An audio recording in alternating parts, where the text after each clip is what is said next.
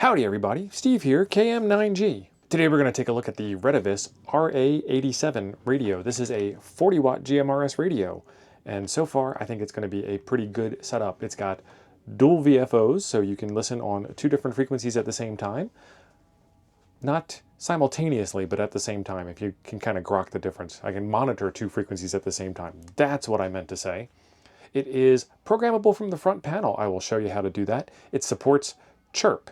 Well, let me put that another way. Chirp supports this radio, so you can program it on just about any operating system that Chirp runs on. And so far I've run Chirp on Windows, Mac, and on Linux. So without further ado, let's get over to the bench and take a look at what this radio can do for us. Retevis has sent in another radio for us to take a look at. This is the RA87. It is a 40 watt GMRS radio. Very small user's manual, but what it does have is the frequency table, which tells you the channel number, the frequency that it's programmed into, what it's set to listen on, and what the codes are and what the power is.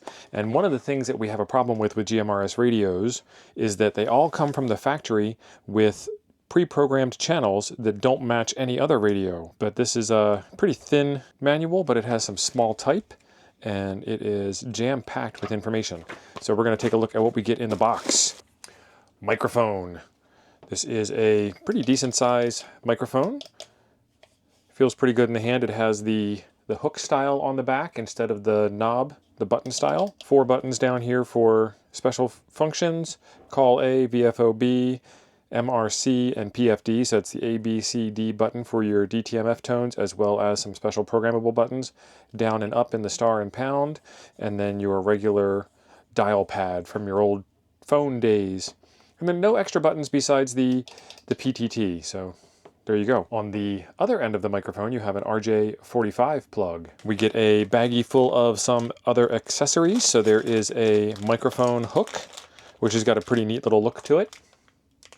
It's like a hammered metal paint finish on it. And then some screws and stuff to do your mobile mounting. You get a pretty long power cord, and it has the T-connector end on one side and bare wires on the other side. Programming cable.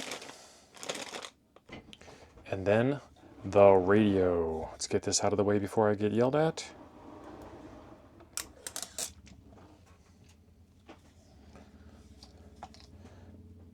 We have a data hole and a speaker hole. The data hole is for your programming cable, and the speaker hole is for your speaker. Pretty obvious stuff there. A SO239, so it's kind of a standard radio setup there. A chunky knob, power button, buttons down the front, call, VFO, MR, low, function, megahertz, and then a volume knob on the front side and a squelch knob on the back side, so you can squelch and unsquelch, and that's also a clicky button. And then lastly, you do get a mobile mounting bracket. At the time that I am recording this video, the radio is on sale on Amazon for $195. There's a $40-something off coupon, and then there's a 10% off discount manufacturer code on top of that. Brings this radio down to about 150 bucks for 40 watts. That's not bad at all. There's a link in the description down below to help you get your way over there and get you some more information if you need it. All right, let's take a look at some of these buttons here on the front. Some of these don't work depending on which channel you are on or which mode you are in. So right now I am going to switch to the left VFO over here by long pressing the megahertz button. Or I can switch back to the right VFO by long pressing the megahertz button. Once I'm over here, I can hit call, which will take me to 450. And I hit it again, and it takes me back to where I was in the first place. And then long pressing that flips back and forth between those two frequencies, the call channel and the channel that I had previously set on the knob. So in this case, I have it set to memory channel 35, but if I switch it down to memory channel 28 and I long press the button, it'll flip back and forth between memory channel 28 and the 450 frequency. And if I'm in VFO mode on whatever random frequency I'm on and I hit call, it switches me over to 450, and a long press switches me back and forth between that between the VFO frequency that I had dialed in and the call channel itself. So press the call channel again. VFO doesn't do anything by itself because I'm already in VFO mode, but if I switch to memory mode, the same thing happens. I'm already in memory mode, so I can't switch to memory mode. So I can go from VFO to memory, and from memory to VFO by pressing those two buttons, depending on which one I want. I don't know why that's not a toggle. Like, you should be able to push VFO and then push it again to go back to the previous mode. And then it's hard to see, but there is another row above this, and it says M-V, which is going to operate on a long press. It's going to operate a scan in VFO mode, and in memory mode, it's going to switch me back over to VFO mode and operate a scan. And then the long press on the MR button is M-In, which is just operating a scan on all of my stored channels, which is not an M-In function. And then there is this low button, which actually changes your power, but it depends on which channel you're on. I'm going to go back down to channel 1, and you'll see that it just beeps at me. Now if I go up to channel 16, so now both sides are on 16, and I push that low button again, I have to double tap it, and it's going to switch from low to high.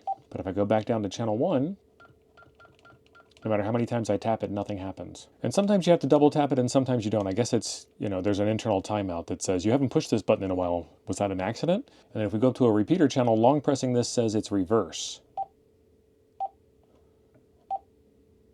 But there's no indication that it does anything. So let's go down a couple of channels.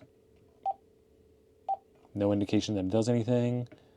So long pressing the low button doesn't seem to do anything. If I push the function button and I push low, then it will activate the reverse, which will swap input and output on your repeater channels. So now I'm in reverse mode. If I long press function, that will put a lock symbol up in the bottom corner there, which will lock your VFO so you can't accidentally change frequencies. Long press function again to get rid of it.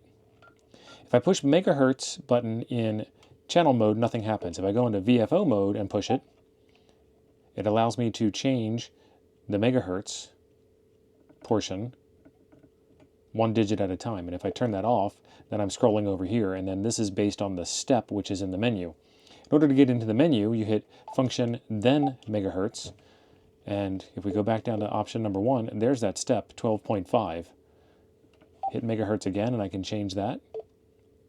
Changed up to 100, nice. So now, when we go out of the menu, and I dial my VFO, it's changing it by hundreds here instead of by 12.5 down there. But it doesn't change when I hit the megahertz button to change that. Let's go back into the menu. Change that step down. And the lowest you can go is 5, but we're going to keep it at 12.5. Another cool thing that this radio can do is it can operate as a repeater. You need 2 of them, one to receive and one to transmit. And there is a data cable that goes between the 2 radios in order to allow them to talk to each other. So if you guys leave some comments down below, I might be able to get Retevis to send me another radio and we can play around with that a little bit. Okay, so this is where I need to tell you that coax matters when you are doing an install, and I get my coax jumpers from ABR Industries. There is a link in the description down below for that. But I have a couple of other ones here on the workbench that I want to show you how the power changes.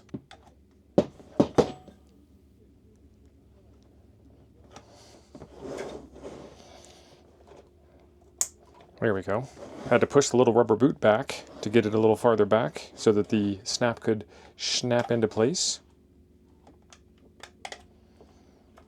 But that's a one-time thing and done. So I have this one here, which is a right angle that I got off of Amazon, I guess, a while back. And this is what is connected from the power meter to the dummy load. You can see the right angle connector there.